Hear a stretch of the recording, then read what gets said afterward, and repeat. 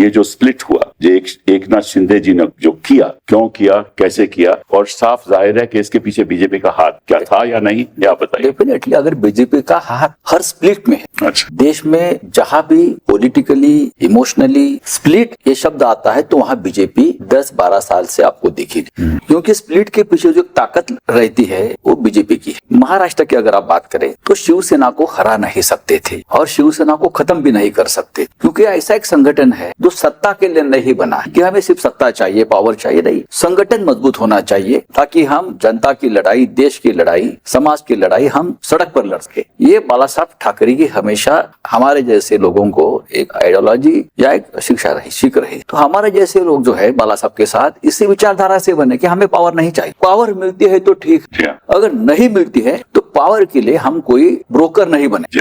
लेकिन बाद में धीरे धीरे पावर ही सब कुछ हो गया और लोगों को, हमारे भी लोगों को पावर के सिवाय जीना मुश्किल होता है, हो गया। तो ऐसी पीढ़ियां बनती गई। अब जो हमारी स्प्लिट की बात आप करते हो, शिवसेना में स्प्लिट पहली बार नहीं हुई। अच्छा। उससे पहले भी हमारे बड़े बड़े नेता जिसको बाला साहब ठाकरे जी ने बनाया, बढ़ा के वो पार्टी छोड़कर चले गए। छगन भुजबल बड़े नेता, नारायण राणे मुख्यमंत्री भी थे, बाला साहब ठाकरे ने बनाया था। मुख्यमंत्री बनने के बाद आदमी ऑटोमेटिक एक ऐसा शख्सियत बन जाती है कि अपने आप लोग उनके साथ चले जाते हैं। वो छोड़कर चले गए, राज ठाकरे भी छोड़कर चले गए, वो भी पार्टी के, फैमिली के, वो तो इंडिविजुअल हो गया। हाँ, इंडिविजुअल, ये लोग चले गए, लेकिन उनके पीछे बीजेपी नहीं। उनका कोई डिफरेंसेस हो गए, चले गए, किसी और पार्टी में चले गए। लेकिन पहली बार ऐसा हो गया इस देश में कि एक शख्स, एकनाथ शिंदे, जो कोई बड़ा नेता नहीं है, मैं आपको बताता, कोई पब्लिक फिगर है, नेता नहीं है, मंत्री उद्धव ठाकरे ने बनाया। वो तो बाला साहब ठाकरे के जमाने में ऑर्गेनाइजेशन में उनको बड़ी अहमियत मिली। हाँ, तो ये सब उद्धव जी ने उनको पार्टी में बड़ा पद दिया,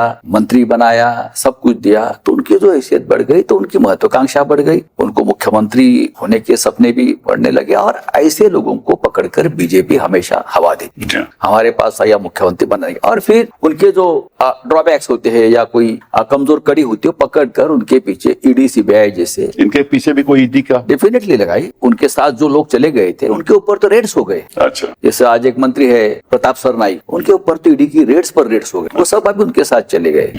ये जो महाशय है एकनाथ शिंदे, वो एक दिन पहले मेरे पास आए थे। अच्छा। ये कहने के लिए कि मैं परेशान हूँ। अच्छा। अब मेरी ये उम्र नहीं है, एज नहीं है जेल जाने, और वो अस्वस्थ थे। उससे पहले हम लोग सब अयोध्या में गए थे, उद्धव जी वगैरह सब उनके हमारे साथ थे 4 दिन पहले। वहां भी वो मेरे कमरे में आकर बोल रहे थे कि बीजेपी के साथ समझौता करना पड़ेगा। बोलो भाई क्यों? नहीं, हमारे नहीं तो हम तकलीफ में आ जाएंगे सब लोग। ये लोग क्या है, तक एजेंसी लगा देंगे और वो एक्शन मेरे खिलाफ और हमारे खिलाफ कुछ लोग शुरू है। बोलो डरो मत, मेरे खिलाफ भी चल रहा है, सबके खिलाफ चल रहा है। आप तो शिवसैनिक मानते हो अपने आप, तो हिम्मत से काम लो, हम सब आपके साथ। अच्छा। लेकिन वो हिम्मत नहीं जुटा पाए। बीजेपी ने वो मौके का फायदा लिया और उनको मुख्यमंत्री बना दिया। देखो मैं आपको एक बताता हूँ, उनको मुख्यमंत्री बना दिया, पार्टी तोड़ दी, 40 विधायक चले गए। लेकिन जब हमने ये महाविकास आघाड़ी बनाई, क्यों बनाई? 2019 का चुनाव हम बीजेपी के साथ लड़े थे, और उससे पहले ये तय हुआ था कि पावर शेयरिंग 50-50 हो जाएगा। उद्धव जी मुख्यमंत्री। हाँ, वो किसको बनाना है वो बात अलग, लेकिन पावर शेयरिंग 50-50 होगा और मुख्यमंत्री पद भी 2.5 साल का अमित शाह जी के सामने हुआ मातोश्री बंगले पे। लेकिन जब नतीजे आ गए, रिजल्ट आ गए, तो बीजेपी को सीटें ज्यादा मिली और ये लोग जो शब्द दिया था उससे पीछे हट कि नहीं हमारी हमारी सीटें ज्यादा है, और हमसे बात करने तक तैयार नहीं थे। तो हम, हमारी मजबूरी कि हमको और एक कुछ अलायंस बनाना पड़ा, फिर पवार साहब, कांग्रेस। लेकिन आपको बताता हूँ, जो बीजेपी, जो अमित शाह हमको 1 साल के लिए भी मुख्यमंत्री पद देने को तैयार नहीं थे, उसने एकनाथ शिंदे को 2.5 साल मुख्यमंत्री बनाया, वो भी शिवसेना के नाम। और ये पहली बार हुआ कि कोई पार्टी से निकलता है तो पार्टी उस अजित पवार निकल गए, पार्टी उन, अरे शरद पवार साहब जिसने पार्टी बनाई वो जिंदा है। हम चुनाव आयोग में जो आर्गुमेंट चलता था, हम बैठे थे पवार साहब के साथ, पार्टी का मालिक सामने बैठा है। ये तो सुप्रीम कोर्ट ने भी कह दिया ना फिर उस फैसले में कि स्प्लिट का तो कोई मतलब ही नहीं है, क्योंकि स्प्लिट तो संविधान 10 शेड्यूल में तो उसकी कोई अहमियत ही नहीं है, केवल मर्जर है, ठीक है ना। तो वो तो फैसला इसलिए दिया और सुप्रीम कोर्ट ने आपके पक्ष में फैसला दिया। लेकिन उन्होंने कहा क्योंकि उद्धव जी ने इस्तीफा नहीं दिया, इसलिए तो कोई, खैर वो तो अलग बात है। आपने वो पूरा केस आपने आपकी लीडरशिप में हो गया, तो आपको मालूम है, बड़ी दुख की बात है कि ऐसा फैसला आया। उसका गलत इस्तेमाल विधानसभा के स्पीकर ने किया और एक गलत फैसला वहां सुनाया। लेकिन आपको मालूम है कि नागालैंड का जो फैसला है उससे पूरा विपरीत। नागालैंड में जो वहाँ लोग छोड़कर चले गए थे और सुप्रीम कोर्ट के पास, अरुणाचल प्रदेश, अरुणाचल के, तो वो भी मैंने आप ही थे ना उस वो तो वापस सरकार, उन्होंने सुप्रीम कोर्ट के निर्णय के बाद वापस सरकार आई, फिर उसके बाद फिर चले गए लोग, बट वो अलग बात है। ये तो करते हैं, हर प्रदेश में ऐसा करते हैं। देखिए मध्य प्रदेश में हो गया, उत्तराखंड में हुआ, उत्तराखंड में हुआ, कर्नाटका में हुआ, कर्नाटक में हो गया, हर स्टेट में ये करते हैं। एजेंसीज का मिसयूज होता है। आज लोग डरते हैं, पुलिस को नहीं डर। अभी तो ठीक है, अभी डर खत्म हो गया, ईडी को डरते। जी हाँ। ईडी को देखो, आपने हमारे हेमंत सोरेन को उठाया, Kejriwal sitting chief minister, state minister, हमारे यहाँ गृह मंत्री अनिल देशमुख को उठाया। राज्य के गृह मंत्री है नवाब मलिक, मनीष सिसोदिया को उठा लिया, मनीष को उठाया, जैन को उठा लिया, सबको उठाया, सबको उठाते हैं। हमारे पास भी आ गए। हमको तो एकनाथ शिंदे बोले तुमको भी उठाने वाले हैं। उठाने दो। क्यों उठाने वाले हैं? कि आप हमारी सरकार के खिलाफ काम कर रहे हो, जो सरकार बनी थी।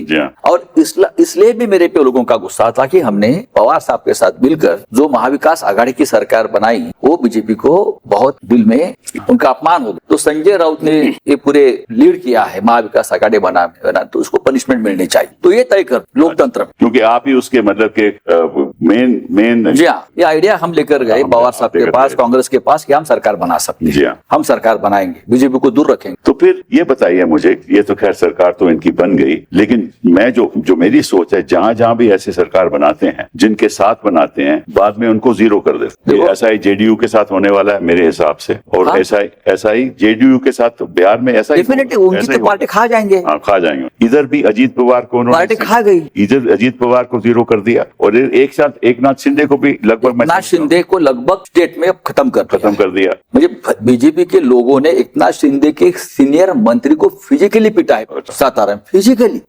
सातारा में जिला परिषद के चुनाव में उनके मंत्री को फिजिकली मारा है उनके लोगों ने, वो भी बीजेपी के 2 मंत्रियों ने। और देवेंद्र फडणवीस ने उनकी बात तक नहीं माने विधानसभा में। हाँ, जो हम कहेंगे वही सही। तो ये ऐसा है कि अगर एकनाथ शिंदे शिवसेना में होते तो ये मार खाने की नौबत नहीं आती। सही बात। लेकिन दूसरी बात यह है कि जो हमारी जो याचिका है कि भाई इन्होंने गलत तरीके से 10th शेड्यूल का इस्तेमाल करके और इनको डिफेक्शन के अंतर्गत इनकी जो सदस्यता है वो रद्द करनी चाहिए, वो मामला भी 2-2.5 साल से लंबित, 2-2.5 साल से मामला चल रहा है। लगभग 4 चीफ जस्टिस बदल गए, 4 या 5। तो वो उसकी सुनवाई नहीं होती, सुनवाई नहीं हो रही है, तारीख पे तारीख। अभी एक डेट लगी है, डेट लगती है, लेकिन जब डेट आती है तो डेट के बाद वापस डेट। इस बार तो चीफ जस्टिस साहब ने कहा है कि हम अच्छी बात है, अच्छी सुनना चाहिए। लेकिन चलिए इससे अलग बात अब करते हैं कि आपको इन्होंने गिरफ्तार किया, ईडी ने गिरफ्तार किया और आपको आर्थर जेल में रखा। तो आप थोड़ा हमें बताइए, हमारे दर्शकों को बताइए कि ये किस तरीका से, क्या व्यवहार था आपके साथ, आर्थर जेल में क्या हुआ, जेल में हालात क्या हैं, किन परिस्थितियों से आपको सामना करना पड़ा, ये जरा हमें बताइए। देखिए, जेल में कोई खास सुविधा किसी को नहीं, वो जमाना चला गया।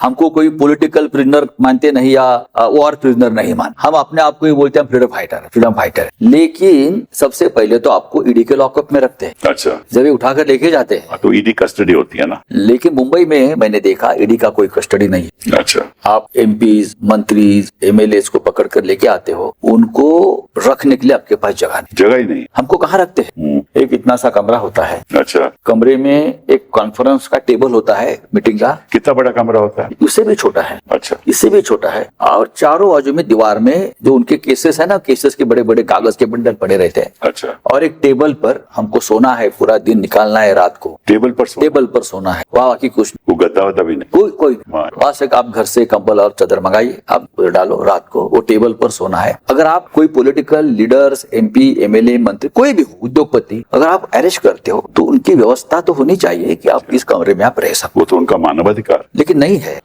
हमको 8 दिन हम रहे, या और भी लोग, अनिल देशमुख से लेकर शौचालय का व्यवस्था, पब्लिक टॉयलेट, उस ऑफिस का एक पब्लिक टॉयलेट। अच्छा, 4th फ्लोर पर आप उनका स्टाफ आने से पहले आप स्नान वहां ही जाकर करिए, बाकी सब विधि वहां जाकर करिए। 7:30 बजे उनका स्टाफ आता है, तब आपको ये यूज करने को नहीं मिलेगा। और आपको भी शर्म आती है ना, लेडीज है, उधर सब है, और हम जाकर टॉवल लेकर जाएंगे और स्नान करेंगे। ये सब सुबह 6:30 बजे से पहले आपको खत्म करना है उनके ऑफिस में। हाँ, एक बार हमने कोर्ट को कहा कि मुझे जहाँ सुलाया जाता है, मैं हार्ट पेशेंट हूँ, मेरे अंदर 7 स्टेन्स है, मुझे 7 स्टेन्स है कि कमरे में कोई फैन नहीं है, कोई वेंटिलेशन नहीं है, कोई खिड़की नहीं है, तो जस्ट साहब ने कहा कि भाई ये ठीक नहीं है, ये कौन से आपकी स्थिति है कमरे की और क्या, तो उनको व्यवस्था कर दीजिए। तब जाकर एक कमरा खाली कर दिया किधर से, और हम गए तो देखा कि वो तो उनसे भी खराब था।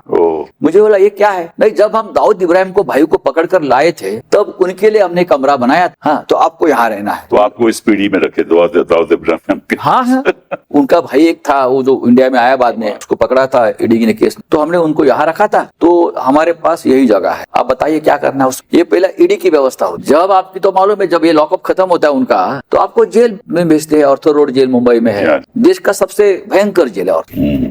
कैपेसिटी है 750 लोगों की। अच्छा। और जब मैं था तो वहाँ लोग भरे थे 8,500। 8,500 लोग खड़े खड़े सोते, माय गॉड, गिर नहीं सकते कुछ नहीं, खड़े खड़े। तो अदालतें क्या कर रही? अदालत देखो, अदालत वहाँ एक सिस्टम है, 8 दिन में कोई मैजिस्ट्रेट अगर चेक करता है क्या व्यवस्था है क्या नहीं, एक राउंड मारता है चला जाता है, बस और कुछ। उनके पीछे कोई बोलता नहीं है कि भैया हमारे पास ये सुविधा कौन बोलेगा? जेलर, वहाँ अंदर जेलर बैठा है। जेलर भी क्या, जेल सुपरिटेंडेंट क्या कर सकता है मुझे बताइए, उनकी भी मजबूरी है। आलोचना करेंगे तो डर भी लगता है कि मारेंगे, बाद में मारते हैं। बहुत जगह पे आवाज रात को आती है, कोई रो रहा है, कोई मार खा रहा है। ये हालत हमारे अमानुष है, अमानवीय है, इनह्यूमन है। मैं तो 100 दिन रहा समझ। तो आपको कहाँ रखा है इन्होंने? हमको कहाँ रखा था? आपको आश्चर्य होगा, मैंने किताब में लिखा है, हमको रखा था जहाँ कसाब को रखा था। जहाँ कसाब को रखा था, एक तरफ दाऊद इब्राहिम, दूसरा तरफ कसाब, तो ईडी की लॉकअप में दाऊद इब्राहिम के भाई जहाँ था उनको रखा, अंदर आ गया तो कसाब को जहाँ रखे थे वहाँ हमको, मैं भी था, अनिल देशमुख भी थे, होम मिनिस्टर साथ में थे, सुना। हाँ, बाजू में थे, और हमको वहाँ रखा था। पूरा चारों ऊंची ऊंची दीवारें और मजबूत स्टील की दीवारें बनाई थी। बोला ऐसा क्यों बना है ये स्टील की दीवारें इधर की? कितना बड़ा था कमरा? बस 10 बाय 10 का कमरा है बस, और क्या है। और दीवार तो मैंने पूछा ये इतनी लोखंड की दीवारें क्यों है? नहीं, ये कसाब की बैरक है ना, इसलिए उनके सिक्योरिटी के लिए हम लोखंड की दीवारें, स्टील ऐसे रॉड्स, वहाँ वेंटिलेशन भी नहीं था। और बाजू में एक कमरा खाली है, हमेशा हमने देखा। अच्छा। और 10 दिन सुबह आकर वहाँ साफ सफाई होती थी, लाइट चेक करते थे। अच्छा। वहाँ ज्यादा सुविधा, वहाँ अंदर टीवी भी था। तो हम पूछते थे ये किसके लिए, हमको वहाँ शिफ्ट करो। अच्छा। तो नहीं, ये 2 लोगों के लिए बनाया है, नीरव मोदी के लिए, नीरव मोदी और विजय मल्ल्या। मतलब कि वहाँ की अदालतों को बताने के लिए हाँ। कि इस किस्म की सुविधा हिंदुस्तान में है। तो 10 दिन सुबह वो वीडियो शूटिंग करने वाले आते थे, शूटिंग करते थे और यूके में भेजते थे। बोलो यार, उनको तो अब तक आपको वहां से लाना है, हम तो यहाँ पड़े हैं, जब वो जाएंगे तो हम खाली कर देंगे। हाँ, एटलीस्ट हमको हवा पानी तो ठीक से मिलेगा। वहाँ बाजू का कमरा है, तो ये उनके लिए बना जो 10,000 करोड़ 50,000 और हम 500 रुपए वाले या 2, 4, 5 लाख रुपए वाले जो केस बनी थी, हमको ऐसा उधर बाजू में डालकर। सुना क्या जब अंदर आए तो आपको अबू सलम मिले और अरुण गौली भी मिले? अब मिलते हैं वहाँ। अच्छा। वहाँ तो कोई नहीं मिलता है, सब लोगों को वहाँ रखा जाता है। तो आप तो अकेले थे ना उस कमरे में? हाँ, मैं था, मेरे बाजू के कमरे में अनिल देशमुख थे। अच्छा। और फिर आपको, और क्या है, आपको लगता है कि रोशनदान था कोई? ये ऐसी 24 आवर्स लाइट है, रात को भी। रात को रोशनदान था कोई वहाँ? नहीं। तो हवा कहाँ से आती? हवा कहाँ से? बंद करके रखते हैं सिक्योरिटी के नाम पर। नहीं, मैंने ये कहा एक बार जेल सुपरिटेंडेंट को, भाई प्रकृति का नियम है, थोड़ा सूरज की किरणें जाने दो हमारे शरीर पर, नहीं तो हम बीमार पड़ जाए। नहीं, हम आपको बाहर लोग, और इतने लोग घूमते हैं बाहर, मैं देख रहा हूँ, कभी जाता हूँ, फैमिली को मिलने के आते, बहुत से लोग सुबह 7 बजे बाहर निकलते, 5 बजे बंद कर लेते। हमको 15 मिनट दे दो, थोड़ा सूरज की किरणें जाने। नहीं तो मैं कोर्ट को बताऊं, मैं कोर्ट को एप्लीकेशन करूंगा। अच्छा। कि ऐसा है, मैं बीमार हूँ और मुझे थोड़ा सी जरूरत है हवा और उसकी। तो बेचारे एक असिस्टेंट जेल सुपरिटेंडेंट आए और बोले आप ऐसा मत करो, इसलिए तो आपको फिर आपकी जेल शिफ्ट की जाएगी और आपको मुंबई के बाहर कहाँ दे देंगे, तो आप फैमिली को मिलने के लिए तरस जाएंगे इतने लंबे। तो हमने ये सहन किया सब। 8-8 दिन हमको सूरज नहीं दिखता था। कभी कोर्ट में लेके जाते थे तो खुश होते थे, वाह आज हवा पानी में आ गए हम, हवा अच्छी है, सूरज दिखता है, ये दिखता है। रात को तो आप सो नहीं सकते, कोई भी हो। तभी तो लोग समझौता कर लेते हैं, झंझट में क्यों पड़ते हैं, जो बीजेपी कहेगी हम करने। लाइट नहीं बंद होती ना, ये इसी लाइट होती है और कैमरा होता है। तो डर क्या होने वाला है? लाइट क्यों रखते हैं, इसको डर क्या? लाइट इसलिए कि उनको लगता है कि हम लोग भाग जाएंगे। तो भागोगे कहाँ? अगर कसब नहीं भाग, हम लोग भाग जाएंगे तो पूरा वो मॉनिटरिंग होता है सीसीटीवी भागो दिखते नहीं, हैं, 24 आवर सीसीटीवी, हम क्या खा रहे हैं, हम क्या पी रहे हैं, हम क्या लिख रहे हैं। तो दिखने की बात बताओ, सुना है कि आपने जो पेन भी होता है वहाँ, वो एक वेपन ऑफ ऑफेंस माना जाता है। आज यहाँ हाँ? हम जब अंदर घुस गए पहली बार, वो छोटा दरवाजा होता है येलो कलर का, उससे अंदर जाएंगे, फिर दूसरा एक दरवाजा, तो फिर वहाँ बैठो आप, जैसे और भी गुनहगार होते हैं, चोर डकैत, वो अंदर गए तो आप सब बराबर कोई भी हो, आपकी झड़ती होती है बहुत बुरी तरह से। हाँ, चाहे गृह मंत्री हो या संजय राउत हो या और कोई, फिर सब देख लेते हैं, फिर ये पेन निकाल लेते हैं, मेरे पेन रहने तो यार, वो तो हमारा सब साथी है, नहीं पेन, अरे पेन तो दे, क्या कोर्ट में जाकर पेन की परमिशन ले लो, मैंने पेन नहीं। तो आपने नरक हो गया स्वर्ग कैसे लिखी? क्या बोलते हैं कि ये देखो ये हथियार है, आप किसी को डैमेज कर सको, अच्छा, अपने आप को भी आप मार सकते हो, हाँ, किसी का आंख फोड़ सकते हो, बोलो ठीक है भैया ले लो। आप लेस वाले शूज नहीं ले सकते। अच्छा, हाँ, क्यों बोल भाई, क्यों नहीं? वो निकाल कर अपने आप को फांसी ले सकते हो। आप पायजामा वाला, नाड़े वाला पायजामा नहीं ले सकते, आप निकाल कर किसी को मार सकते हो या खुद को फांसी लगा सकते। ये जेल मैनुअल जो है ब्रिटिश का जमाने का, वो बदला ही नहीं। तो प्रधानमंत्री जी तो कहते हैं कि भाई ये कॉलोनियल माइंडसेट हमें खत्म करना पड़ेगा। कौन सा? आपने एक इसमें किस्सा भी है, मुझे शायद पूरा याद नहीं, जहां आपने बताया कि किस तरह से अमित शाह जी बाला साहब के पास आए और फिर शरद पवार जी के पास आए। क्या किस्सा है? वो किस्सा है ना, वो किस्सा बहुत इंटरेस्टिंग है, किसी को मालूम नहीं है किससे ये ऐसे ये लोग क्या थे। ये मैं किताब में ये दो किस्से एक्चुअली बहुत ही सीक्रेट बातें थी, जो बाला साहब के सामने या हमारे सामने हुआ है वो हम बताना नहीं चाहिए, ऐसे मैं मानता हूँ कि सीक्रेसी होती है, नैतिकता भी होती है। जी हाँ, सही बात। हाँ, लेकिन ये लोग अगर नैतिकता नहीं मानते तो लोगों को पता चलना चाहिए कि उनकी मानसिकता क्या है। एक बार ऐसा हो गया कि मातोश्री में हम बैठे थे, साहब थे, मैं था और भी 2-4 लोग बैठे थे, हमारी मीटिंग चल रही थी, तो बार बार मातोश्री का जो मेन गेट है वहां से मैसेज आता था कि कोई अमित शाह पुलिस वहां बाला साहब को मिलने के लिए आए। विधायक आमदार, हमारे मराठी में बोलते आमदार है गुजरात के, और मंत्री भी थे, और वो बाला साहब से मिलना चाहते हैं। तो मैसेज, मीटिंग था, मैसेज बाला साहब तक नहीं पहुंच रहा था, हमारे पास नहीं पहुंच रहा था। तो उनको बोला आज तो साहब के पास आपका मैसेज नहीं गया है मातोश्री, अब वापस ट्राई करिए शाम को। तो वापस शाम को लगता आ गए, और शाम को वापस हम बैठे थे, तो मैं था और मैं ही वो फोन उठाया सिक्योरिटी का। अच्छा। और फिर एक बार वही मैसेज था, तो मैंने साहब को कहा कि अमित शाह गुजरात से आए, बहुत परेशानी में है, ऐसा उनका कहना है, और आपसे मिलना चाहते हैं। आमदार है, विधायक है, मंत्री भी रहे, उस वक्त इतने फेमस नहीं थे।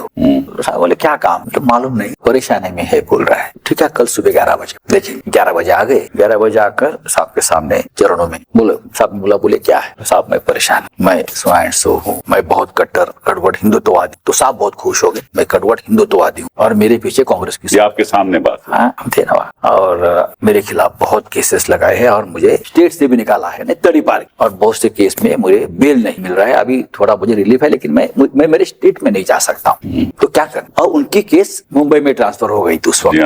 हाँ, कोई केसेस उनके मुंबई, तो आप मुझे मदद कर सकते हो। मैं कैसे मदद करूँ आप बताइए? नहीं, आप भी मदद कर सकते हो, आप उस जज को फोन करिए। आप उस जज को फोन करिए। अरे जज को कैसे? नहीं, आप जज को फोन करिए, आपके बात माने, कॉन्फिडेंस था। तो कौन है जज? उसने नाम बताया, डबल बेंच था। साहब 1 मिनट सोच, इनकी स्टाइल के साथ, अच्छा देखता हूँ मैं, कल आई, कल उनको टाइम दिया। तब साहब ने एक फोन किया उसके सामने मनोहर जोशी को। अच्छा, मनोहर जोशी, उनको कहा जो जज का नाम है ना, उनके पास जाओ और आपके फोन से मुझे बात करो, आपके फोन से बात करवाओ। अच्छा। दूसरे दिन मनोहर जोशी जी ने वो फोन लगा के दिया साहब को, और साहब ने कहा कि ऐसे ऐसे आपके सामने केस है, वो आदमी बहुत परेशानी में है, उसका बेटा भी है, वो बेटा जय शाह छोटा था, तो आप देखो मदद करो आप उनको। तो सामने से ऐसा लगता है मुझे, कहा होगा जज है, लेकिन मेरे साथ जो बेंच पर है, दूसरे डबल बेंच बोलते हैं ना, वो जज मुस्लिम है। अच्छा। साहब ने यहाँ से तुरंत बोला, तो क्या होगा, तू तो हिंदू है, मदद करो, और उनको रिलीफ मिल गया। मैंने इसलिए लिखा ये कि उसके बावजूद भी ये लोगों ने बाला साहब ठाकरे की शिवसेना तोड़ दी। कृतज्ञता नाम की जो चीज होती है, उसके बावजूद, इतने उपकार करने के बावजूद भी ये लोगों ने पॉलिटिकल राजनीतिक स्वार्थ के लिए, पवार साहब का भी यही केस है। वो कैसे? पवार साहब देश में केंद्र में कृषि मंत्री थे और मोदी जी मुख्यमंत्री। तब सीबीआई की एक एसआईटी बनी थी, सब उनके इंक्वायरी के लिए, अमित शाह जी के। तो क्या हो गया, ये जो एसआईटी कमेटी उनको बेल देने को विरोध कर रही थी, तो उसमें से 3-4 लोगों को लगता है मोदी जी ने पटा लिया। अच्छा। लेकिन एक ऐसा अफसर था वो मानने को तैयार नहीं, और अफसर महाराष्ट्र केडर का था। तो मोदी जी बार बार पवार साहब को आकर रिक्वेस्ट कर रहे थे कि आप उस अफसर से बात करो, वो आपकी बात, यही उनका है, वो आपकी बात माने। पवार साहब बोले मैं कैसे बोल सकता हूँ। तो पवार ये बात पवार साहब ने आपको बताई क्या? अच्छा। और हमको मालूम भी था उसमें, तो एक कंफर्म किया।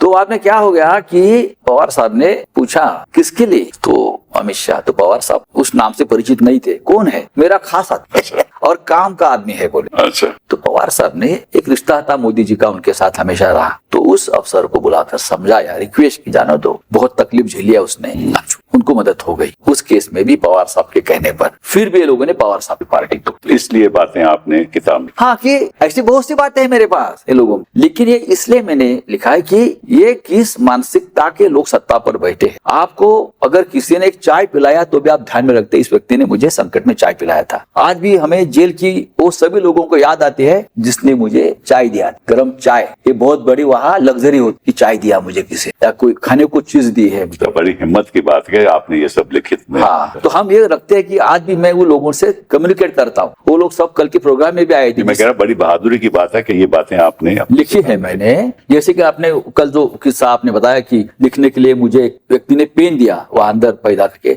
और एक कार्डबोर्ड का लिखने के लिए दिया। वो व्यक्ति कल आया था वहां प्रोग्राम में, उसका नाम कुंदन शिंदे। मैं उसको हमेशा याद रखता हूँ कि भैया तू मेरे को बहुत मतलब किताब लिखने के लिए आपको कागज चाहिए था, मेज नहीं था, क्योंकि वहाँ कुछ कमरे में मेज नहीं रहता। आपने कार्डबोर्ड बॉक्स लिया, उसके ऊपर एक कार्डबोर्ड बॉक्स रखा, फिर लिखी आप। तो ये हम याद रखते हैं, किसी ने हमको मदद की है, चाय दिया है, कभी रोटी दी है, कभी और कुछ दिया है, हाँ, कभी दवा दी है। लेकिन इतनी बड़ी मदद करने के बावजूद पवार साहब और बाला साहब ने, ये लोगों ने उसका कभी स्मरण रखा नहीं और उसकी पार्टी तोड़, इसलिए मैंने लिखा है। अच्छा, ये बताइए, चलिए, अब वहाँ जो सुविधाएं रहती थी, आपको रात को कोई गद्दा वद्दा मिलता था सोने? नहीं, कौन देगा गद्दा वहाँ? आप अपना नहीं मंगवा सकते? नहीं, हमने देखो, हमने कोर्ट में ये मांग की थी, तो कोर्ट ने ऐसा ऑर्डर दिया कि मुझे घर का खाना देने के लिए उसने अलाउ। अच्छा। लेकिन घर का खाना जब आता है तो ऐसी स्थिति में आता है, 10 बार चेक करके, ये करके, लगता है क्यों खाए, इतना गंदगी कर आते हैं अंदर खाना वो। अच्छा। लेकिन खाना का भी मुआयना करते हैं 10 बार। अच्छा। और उसमें समझो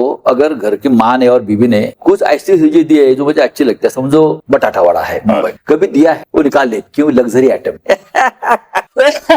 लग्जरी। अभी एक बार ऐसा हो गया कि दशहरा था, बड़ा त्योहार है महाराष्ट्र में, दशहरा, दिवाली, हाँ, जेल में हमारी तो दशहरे के दिन घर से एक लड्डू आया था, स्वीट 2 आए थे, देशमुख को भी भेजते थे क्योंकि उनको घर का खाना अलाउ नहीं, तो मेरे से हम उनको भेज देते थे। तो लड्डू भी निकाल लिया। हाँ, वो निकाल लेते हैं, क्यों, ये लग्जरी आइटम, ये सब लग्जरी आइटम। मैनुअल में कहाँ लिखा है कि लग्जरी आइटम? अभी ये लोग बोलते हैं लग्जरी आइटम है, ये लग्जरी आइटम। आप लड्डू नहीं खा सकते, आप हलवा नहीं खा सकते, अगर कोई घर से भेजता है या कोई हम कोर्ट में जाते हैं या कोर्ट से लेके आते हैं तो निकाल लेना, ये लग्जरी आइटम। बहुत कुछ ऐसी चीजें है वो लग्जरी आइटम। तो आप बताइए, जो आपको मतलब जमीन पे सोना पड़ता था, हाँ? एक दरी तो होगी ना जरूर? हाँ, एक दरी थी, मेहरबानी में हमको 2 दी थी। अच्छा। हाँ, वो जो सुपरिटेंडेंट ने मेहरबानी की और हमको 2 दरी। और फिर तकिया भी होगा? नहीं, तकिया भी नहीं। तो वही दरी, दूसरा एक टूटा हुआ दरी बिरी कहाँ से लेकर हम सोना है हमको सबको। अच्छा। और फिर जो आपकी खाने की व्यवस्था क्या थी? ना, खाने की व्यवस्था ऐसी है कि पहले 7-8 दिन को हमें कोई ब्रेकफास्ट ही नहीं मिला। अच्छा। और हमको कुछ मालूम भी नहीं था ब्रेकफास्ट कहाँ मिलता है, और बाहर जाने की हमको परमिशन नहीं थी क्योंकि वहाँ एक भीसी होती है, सबके लिए बनता है वहाँ से आप अपना लेके आओ। बाद में पता चला 8 दिन के बाद कि उधर जाकर हमको ब्रेकफास्ट देना पड़ा। लेकिन अभी आप अंदर आपको ब्रेड मिलता है, आप खरीदते हैं। अच्छा। और बॉइल्ड एग्स मिलता है और कुछ फल मिलते हैं जो आप खरीद सकते हैं, लिमिटेड। तो वो बाद में पता चला ये सिस्टम में हमको अब आगे जीना है। तो हमने ये एक सिस्टम अपने आप बन जाती है, ठीक है, ब्रेड लाकर रखो अपने कमरे में, या कुछ सुबह अंडा लेकर आइए, बटर भी, मक्खन भी मिलता है? नहीं, मक्खन बिक्खन कुछ नहीं, खाली ब्रेड, बस खाली ब्रेड आप खा लो, थोड़ा सा केला मिलता है, बस, और कुछ नहीं आपको मिलता है। 12-1 बजे जो लंच मिलता है उसमें क्या मिलता था? 12 बजे का जो लंच है वो आपको सुबह 10 बजे आपके पास आता है। तो 10 बजे के बाद आपका लंच होता है, तो हम अगर 1 बजे खाते हैं तो ऐसा ही पड़ा रहेगा। अच्छा, ठंडा हो जाएगा, गंदा होता है, खराब हो जाता है। सैटरडे का और संडे का, गर्मियों में तो बिल्कुल खराब होता है। सैटरडे और संडे में जब छुट्टी होती है, या अभी बीच में कोई बैंक हॉलीडे होती है तो 2-2 दिन आपको लॉकअप में बंद करके रखते हैं, कुछ नहीं खोलेंगे वो। अच्छा, तो हम खाना कहाँ से लेके आएंगे? फिर? तो 2 दिन का खाना बना के रखो, लगा के रखो यार, वो खराब हो जाता। तो कभी बिस्किट होता है, कभी ब्रेड होता है, उसके साथ आपको गुजारा करना पड़ता है। ये सिर्फ मेरी बात है, और भी लोगों की बात है। My God. और ये अंडर ट्रायल है, अभी दोषी साबित नहीं हुए, अभी तो आरोप हैं, ट्रायल हुआ नहीं ना।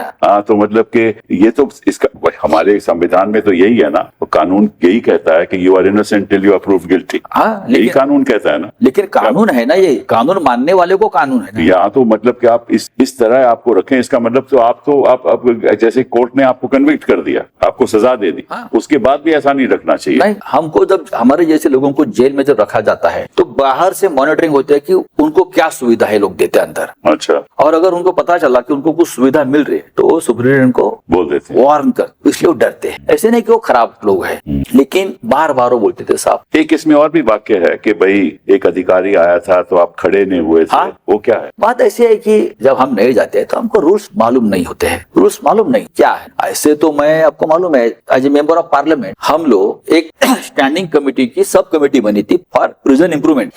सुषमा स्वराज जी चेयरमैन थी स्टैंडिंग कमेटी होम, और हमारी 3 लोगों की एक सब कमेटी बनी प्रिजन इंप्रूवमेंट में हम क्या क्या कर सकते हैं। तो मैं था, नवीन जिंदाल थे और ब्रजभूषण शरण सिंह थे। हम तीनों ने देश भर के बहुत से प्रिजन को हमने विजिट किया था। उसमें ऑर्थर रोड भी था। और हम लोग जब ऑर्थर रोड में गए थे तो हमारा इतना सम्मान किया, वो सलामी, ये वो हाय, वो जो होता है ना प्रोटोकॉल पूरा वो दिया। और एक दिन हम जब गुनहगार बन के गए, अपराधी बनकर गए, तो हम विपरीत थे उससे। लेकिन जो आपने जो मुझे सवाल पूछा कि जब हम अंदर गए तो उसी रात को ऐसा हो गया कि हम बैठे थे तो रात को अचानक जेल के जो प्रमुख है वो विजिट को आ गए। तो हम तो बैठे थे हम लोग बाजू के बैरक में देशमुख थे और उनको गुस्सा आ गया क्योंकि हमने प्रोटोकॉल का पालन किया। अच्छा। जब भी जेलर आता है तो हम सबको खड़ा रहना पड़ता है ऐसा। अच्छा। तब तक हमें मालूम नहीं था, तो इतना गुस्सा आ गया, उसने उन लोगों को सस्पेंड किया। अच्छा। आपने उनको बताया क्यों नहीं? तो हमने बोला बात नहीं की, उनकी क्या कोई गुनाह नहीं है, हमको मालूम नहीं था। आप आगे आ जाएंगे तो आप जैसे कहेंगे वैसे हम खड़े रहेंगे, आपका राजा यहाँ, हम क्या कर। ये बड़ी दिलचस्प बातें आपकी किताब में कि आपने चिट्ठी अपने परिवार को लिखी, उन्होंने आपको लिखी और कहा कि आप शिवसेना के साथ जुटे रहो और आप हटना नहीं और हम आपके साथ हैं। डेफिनेटली। हाँ, तो बहुत ही एक टचिंग।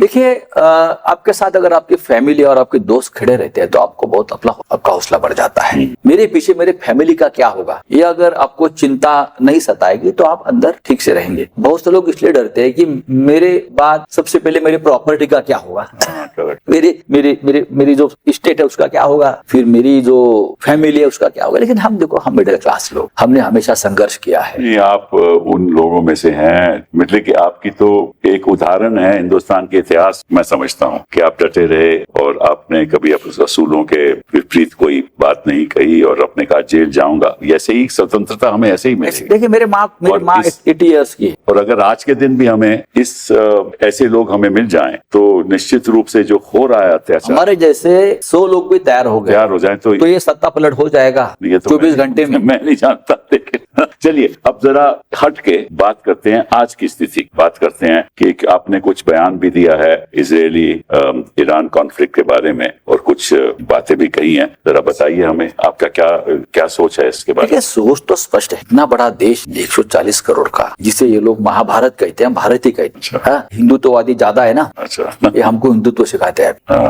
लेकिन जिस तरह से इतने बड़े महायुद्ध में हमारे देश की कोई भूमिका ही नहीं, पाकिस्तान की भूमिका है, श्रीलंका की भूमिका है, लेकिन हमारी कोई भूमिका नहीं है। तो आप समझते हो कि ये नजदीकी इजराइल के साथ जो हमारे प्रधानमंत्री ने देश ने बना नहीं, ये डरते, आप समझते हो डरते हैं, ये बहुत डरते हैं। ये डरते इसलिए, देखिए इजराइल कोई हमारा दुश्मन नहीं है, नहीं दोस्त है, हमारे भी दोस्त है। लेकिन पैलेस्टाइन वाले भी हमारे दोस्त ही थे।